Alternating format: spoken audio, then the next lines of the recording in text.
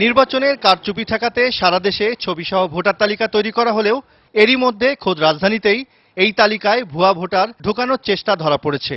রাজধানীতে ছবিসহ ভোটার তালিকার প্রাথমিক কাজ শেষ হওয়ার পরেও যারা বাদ পড়েছেন তাদের ভোটার হওয়ার সুযোগ দেয় নির্বাচন কমিশন। 27 জুলাই থেকে শুরু হয়ে 11 আগস্ট পর্যন্ত চলে এই কাজ। শুনানি শেষে অনেককেই ভোটার হওয়ার সুযোগ দেয়া হয় এই সময়। এই সুযোগে মোহাম্মদপুরের খিলজি রোডের একটি সিনেমা হলের ঠিকানায় শতাধিক মানুষকে ভোটার করার জন্য নিবন্ধন শেষ করা হয়েছে। শুক্রবার তাদের ছবি তোলার কথা। 24/1/24/2 এটা সম্পূর্ণ একটা কমার্শিয়াল কমপ্লেক্স বিল্ডিং। এখানে কোনো এই ফ্যামিলি কোয়ার্টার নেই, তা সুতরাং এখানে তো কোনো ভোটার হওয়ার কোনো নাই, স্কোপ নাই। এছাড়াও রাজধানীর আরো কয়েকটি জায়গায় ভুয়া ঠিকানায় ভোটার করা হচ্ছে, যেখানে প্রকৃত বসবাসকারীদের ভোটার করা হয়নি বলে অভিযোগ পাওয়া গেছে। 4 মাস ধরে এই জায়গায় আছি, আমার এই জায়গায় কোনো ভোটার আসে নাই। ভোটার জন্য কেউ আসে নাই এবং আমরা কোথাও যাই নাই।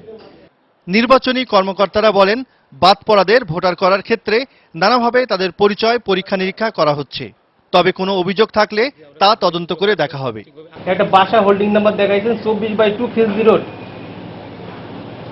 এটা প্রায় 100-র উপরে ভোটার। এখানে আমাদেরকে বলতে যে এখানে এই 22/2-তে কোনো বাসা বাড়ি নাই, কেউ বসবাস করে না।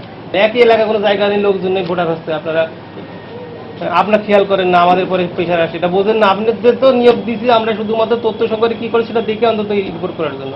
ওই হোল্ডিং নাম্বারে ভোটার করাইছে, তাহলে এক্ষুনি আমার সাথে এসে এই বিষয়টা মীমাংসা করতে পারেন এবং তাদের আপনি সরাসরি তাদের ওয়ার্নিং দিতে কেন এই কাজটা করছে। এলাকাবাসীরা মনে করছেন রাজনৈতিক সুবিধা নেওয়ার জন্যই এইরকম ভুয়া ভোটার করার উদ্যোগ নেওয়া হয়েছে। শেখ নজরুল ইসলাম, এটিএন বাংলা, ঢাকা।